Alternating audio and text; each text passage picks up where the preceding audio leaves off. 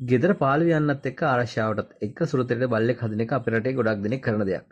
හැබැයි මෙච්චර කල් හිතුමතේ බල්ලෝ හැදුවා වගේ නෙවෙයි ඉදිරියට නම් මේ වැඩේ ටිකක් තද වෙන්න තමයි යන්නේ. ඕන්න දැන් රජෙන් ලෑස්ති වෙනවා සුනකින්ව අනිවාර්යයෙන්ම ලියාපදිංචි කරන අලුත් නීතියක් ගේන්න.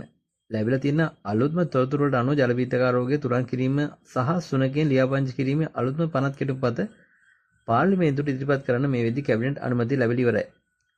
පරණ නීති දෙකක් වුණු ජලවිද්‍යාක රෝගය පිළිබඳ ආඥා පනතයි මේකේ ලියාපදිංචි කිරීමේ ආඥා පනතයි දෙකම එකතු කරලා තමයි මේ අලුත් නීතිය හදලා තියෙන්නේ. මේකට නීතිපතිතුමාගෙන් අවසරයක් ලැබිලා තියෙන නිසා ළඟදී මේක ගැසට් කරලා පාර්ලිමේන්තුවට දාන්න තමයි සූදානම. රාජ්‍ය පරිපාලන පළාත් සභා සහ පළාත් පාලන අමාත්‍යවරයා තමයි මේ යෝජනාව කැබිනට් මණ්ඩලයට ගෙනත් තියෙන්නේ. අනිවාර්ය ලියාපදිංචි නීතිය ආවට පස්සේ බලන්න නීතියානුකූල ලියාපදිංචි කිරීම අනිවාර්ය වෙනවා. ඒ කියන්නේ ෂෝට්කට් නෑ. එන්නත් අනිවාර්ය. ජලවිද්‍යාක එන්නත බල්ලන්ට ලබා දීම අනිවාර්ය වගේ අරල් ගාන ඉන්න අයාල යන සුරක ගහනේ පාලනය කරන්නත් මේ හරහා පියවරක් ගන්නවා. මේ දේවල් හරියටම කරනවද කියලා බලන්න අදාළ ආයතන වලට තියෙන බලතල සහ වගකීම් මේ අලුත් පනතින් හොඳට පැහැදිලි කරලා තියෙනවලු. ඒ වගේම මේ වගකීම් ක්‍රියාත්මක කරන්න වෙනම යාන්ත්‍රණයක් හදන්නත් මේකෙන් යෝජනා කරලා තියෙනවා.